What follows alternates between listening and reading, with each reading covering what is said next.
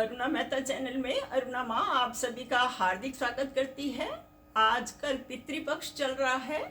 तो पितृपक्ष क्या है कि श्राद्ध, जिसको हम श्राद्ध बोलते हैं, श्राद्ध का मतलब है श्रद्धा से किया गया।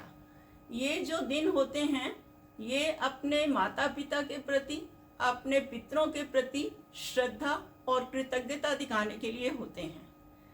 तो हमारे दिमाग में ये चलता है कि पता नहीं हम श्राद्ध करते हैं, वो तो किसी दूसरे लोक में है, तो ये जो हम श्राद्ध कर रहे हैं पहुंचता भी है कि नहीं पहुंचता। दिमाग में एक बार आता है ना कि पहुंचता है कि नहीं पहुंचता। तो ऐसे ही मेरे दिमाग में भी आता था ऐसा। ठीक है, हम अपनी उसको मानते हैं, परंपराओं को मानते हैं, पर कुछ मैंने प्रत्यक्ष जो है अनुभव किए हैं वो मैं आपके साथ शेयर करूंगी। तो अभी तो मैं ये कहना चाहती हूँ कि 96 की बात है। तो मतलब मेरी फ्रेंड है किरण, वो सत्संग पे जा रही थी। उसने कहा कि बापूजी के शिष्य आए हुए हैं, तो क्या आप जाना चाहते हो, मेरे साथ चलोगे सत्संग पे। तो मेरा कोई ज़्यादा मन नहीं था, ना मैं कभी सत्संग पे ज़्यादा गई ही नहीं थी। तो मैंने उसकी कंपनी के लिए मैं उसके साथ चली गई। तो जब मैं वहाँ गई तो मेरे दिमाग में तब मैं इसलिए नहीं, मैंने कहा भी एक उसके गुरुजी हैं, आगे उनके शिष्य हैं, तो क्या। तो जब मैं वहाँ पे गई तो मुझे बहुत ही आनंद आया, बहुत ही अच्छा लगा। तो तब ये चल रहे थे, श्राद्ध के दिन चल रहे थे। तो श्राद्ध के दिन चल रहे थे तो उन्होंने कहा कि श्राद्ध में आप गीता के 7वें अध्याय का पाठ करें और उसके महात्म्य को पढ़ें, और वो जो पुण्य है वो आप अपने पितरों को समर्पित कर दें, उनका आवाहन करें। आवाहन करना यानी कि पितरों को बुलाएं, सच्चे मन से बुलाएं और वो पुण्य उनको समर्पित कर दें। तो मैं जो है कोई भी चीज़ कोई कहता है उस पर पूरी श्रद्धा विश्वास रख के करती हूँ। तो मैंने ऐसे ही किया और मैं आपको अनुभव अपना पूरा तो नहीं कर सकती, बहुत सारे अनुभव हुए हैं।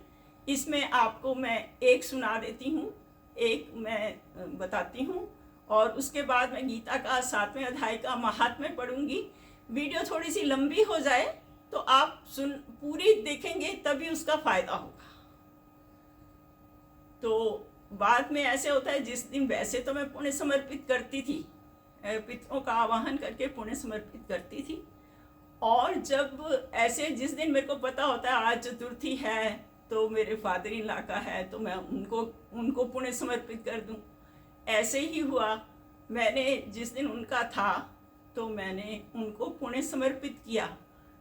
पुण्य समर्पित जब किया तो वो पुण्य लेने के लिए आ गए मीन्स हमारी आंखें, जब हम वो करते हैं हमारी आंखें बंद होती हैं, मगर बंद आंखों में हमें क्या दिखता है, सामने जो भी होता है व्यक्ति वो दिखता है और उसकी आवाज़ भी हमें सुनाई देती है। तो ऐसे ही हुआ कि वो आए, मेरे फादर इन लॉ, पिताजी बोलते हैं थे हम उनको। तो पिताजी आए और उनको मैंने कहा कि पुण्य समर्पित किया था। पिताजी आए और उन्होंने कहा कि अगले साल आप माता जी का भी ऐसे ही श्राद्ध करें। तो मैं तो एकदम धक सा हो गया मेरा वो, कि माता जी तो उस टाइम बिल्कुल सही थे। सितंबर का महीना था, माता जी बिल्कुल ठीक थे, कुछ ऐसी बात ही नहीं थी। तो अगले महीने ही, अक्टूबर के महीने में ही वो गिर गईं, और उसके बाद उनको कुछ ऐसी चोट लगी जिससे मतलब उनका ट्रीटमेंट चलता रहा। 2-3 महीने के बाद उनकी डेथ हो गई।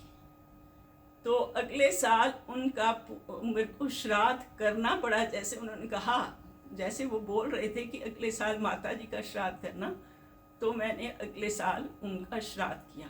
इसे आप क्या समझते हैं, जाता है ना, पुण्य पहुंचता है ना। ये बात मैंने, जब मेरे को पता चला था तो मैंने ये बात बच्चों के साथ शेयर की थी कि भी ऐसे ऐसे मुझे आज अब पुण्य समर्पित किया, तो इस तरीके से उन्होंने कहा। तो अब मैं गीता का 7वें अध्याय का महात्म्य पढ़ूंगी।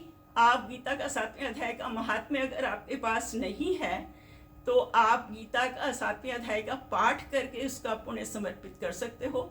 मैं लास्ट में बताऊंगी कि कैसे करना है। तो अब मैं गीता के 7वें अध्याय का महात्म्य पढ़ रही हूँ।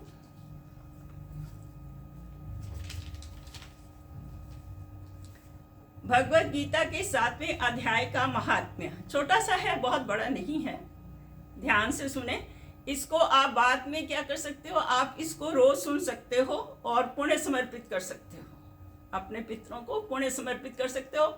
पर ये पुण्य तभी पहुंचेगा कि अगर आपको मेरे शब्दों पे विश्वास, श्रद्धा विश्वास होगा तो ये पुण्य आपके तब तक वहां तक पहुंचेगा। श्रद्धा विश्वास होना बहुत जरूरी है। तो अब मैं पढ़ रही हूँ 7वां अध्याय का महात्म्य।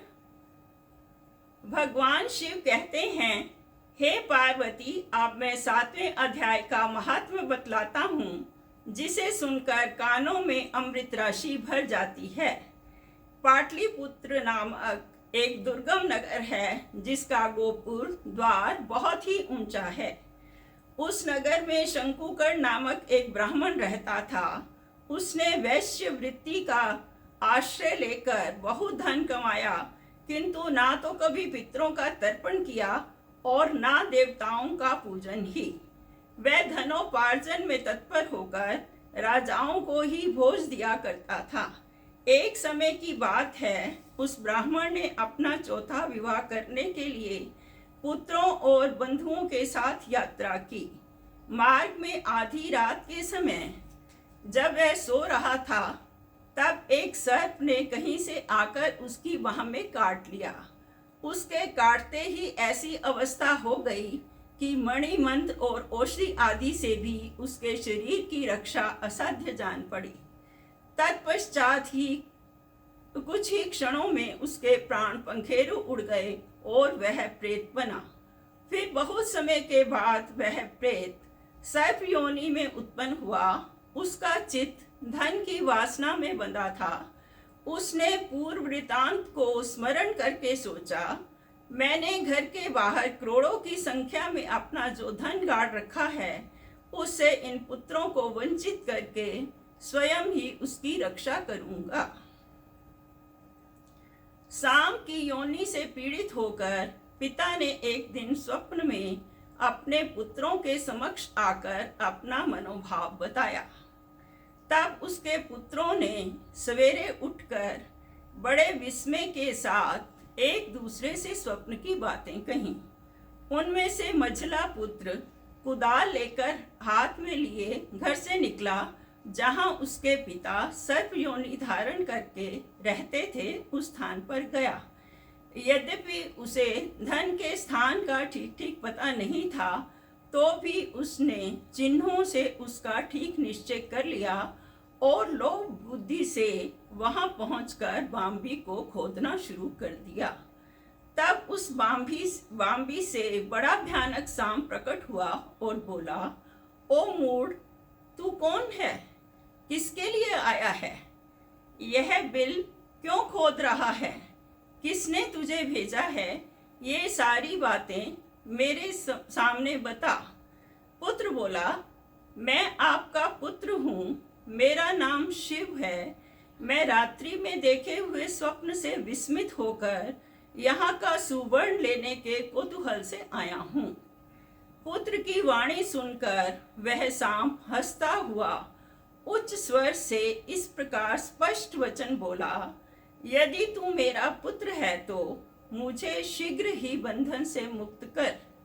मैं अपने पूर्व जन्म के गाड़े हुए धन के लिए ही सर्प योनि में उत्पन्न हुआ हूँ।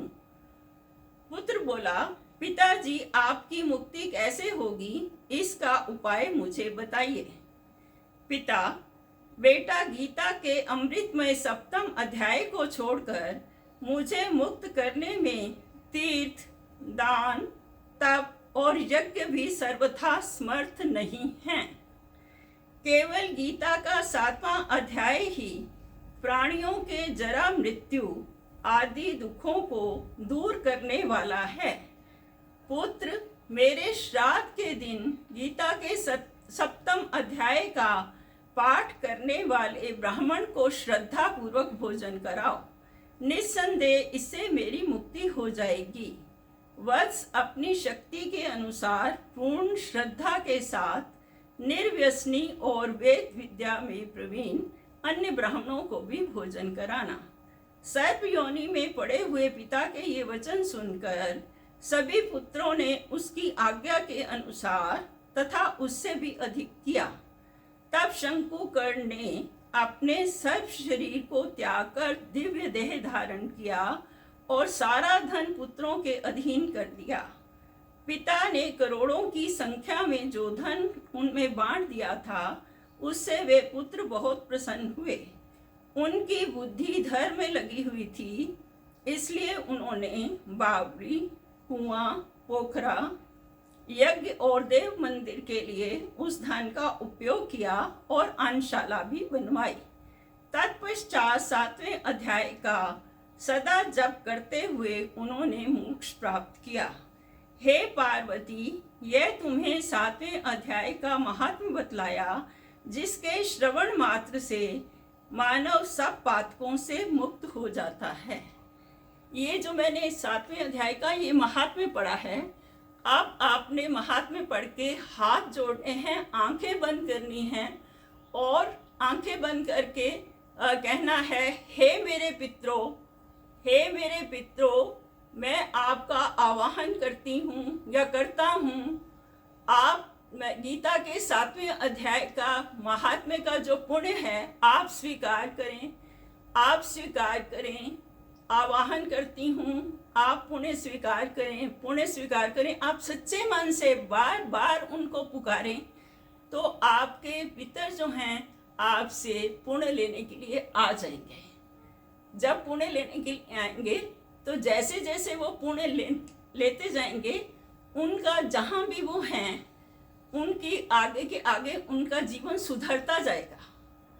तो आप ये जो है इसको अभी आज कल चौथा श्राद्ध हो जाएगा, चतुर्थी है, तो आप इसको करना शुरू करें। अभी काफ़ी दिन हैं, आप इसका देखें, अनुभव करें। मैंने तो बहुत अनुभव किए हैं।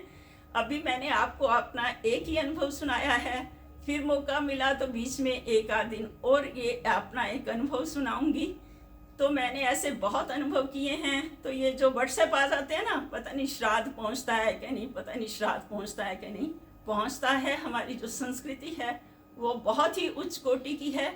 अगर आप श्रद्धा विश्वास से कुछ भी करते हो ना, सब कुछ होता है। उम्मीद करती हूँ कि आपको मेरी ये वीडियो पसंद आई होगी। अगर पसंद आई है तो लाइक करें, शेयर करें और सब्सक्राइब करना बिल्कुल भी मत भूलें। सब्सक्राइब करना फ्री है। अगली वीडियो में फिर मिलते हैं और इस वीडियो को सुन के आप भी पूरा फायदा उठा सकते हैं।